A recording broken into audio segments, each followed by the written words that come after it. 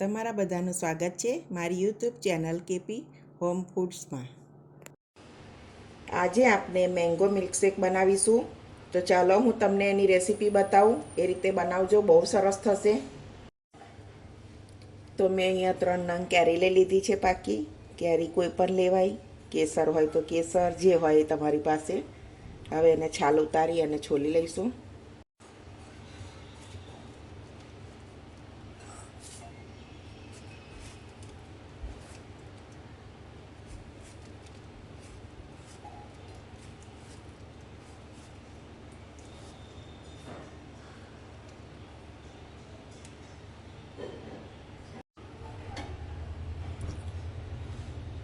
તો આવી રીતે કેરી છોલાઈ ગઈ છે, નાના નાના ટુકડા કરી લેવાના।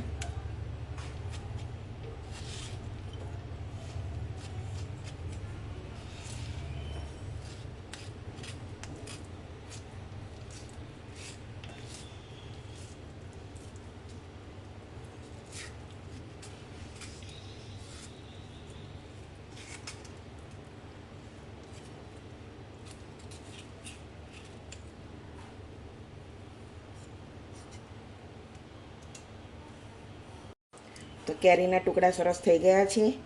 અત્યારે સમરની સિઝન ચાલે છે મસ્ત કેરીની, તો આવું બનાવીને પીવાનું સરસ લાગે। થોડીક 2 ચમચી જેટલી ખાંડ લઉં છું। 6-7 કાજુ, 6-7 બદામ છે, પલાળી હતી મેં એને, પલાળેલી લઈ લઉં છું।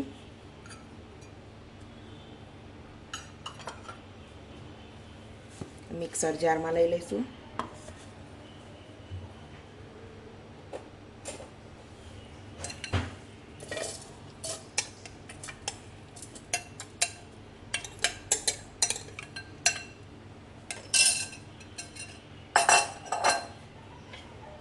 પહેલાં એને આપણે આટલું જ પીસી લઈશું। તો સરસ પીસાઈ ગયું છે।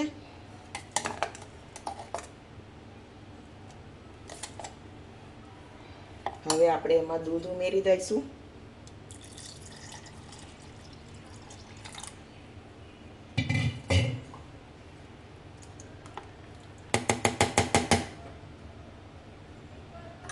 ફરી એને પીસી લેવાનું સરસ। તો સરસ પીલાઈ ગયું છે બધું।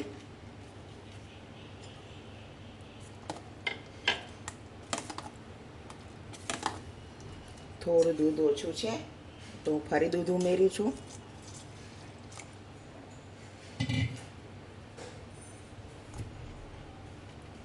ફરી એને પીસી લઈશ થોડી વાર। સરસ થઈ ગયું છે।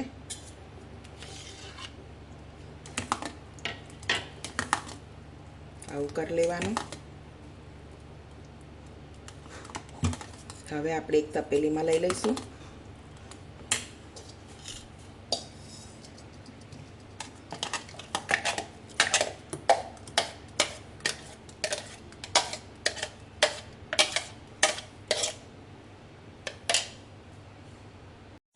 તો આપણો મસ્ત મેંગો મિલ્કશેક બનીને તૈયાર છે।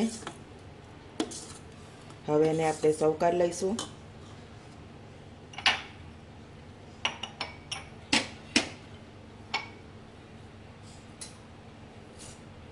તો આપણે પહેલાં થોડી કેરીના ટુકડા ઉમેરી લઈશું।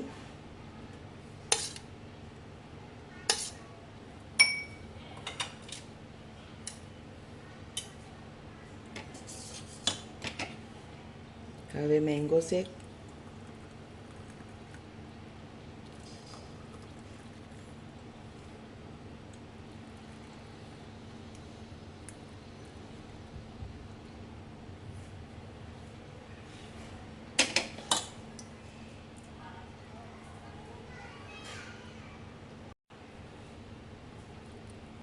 અહીંયા વેનીલા આઈસ્ક્રીમ લઉં છું। આઈસ્ક્રીમ બહુ સરસ લાગે છે, ના હોય તો સ્કીપ પણ કરી શકો।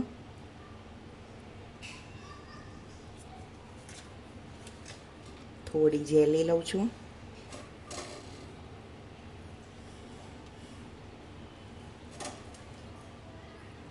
બદામ,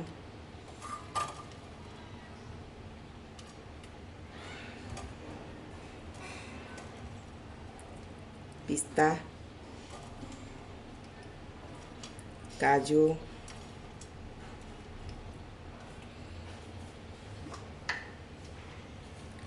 તૂટી ફૂટી.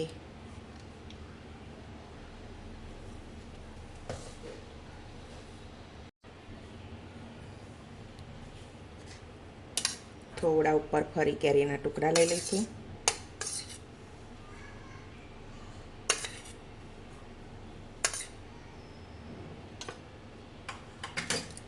તો આપણો મિલ્કશેક બનીને રેડી છે. તો મિત્રો, આપણો મેંગો મિલ્કશેક બની ગયો છે. જો તમને મારી આ રેસીપી ગમી હોય તો વિડીયોને લાઇક કરજો, સબસ્ક્રાઈબ કરજો અને તમારા ફ્રેન્ડ જોડે શેર કરજો. તો હવે મળીશું એક બીજી રેસીપીમાં. ત્યાં સુધી બધાને જય સ્વામિનારાયણ.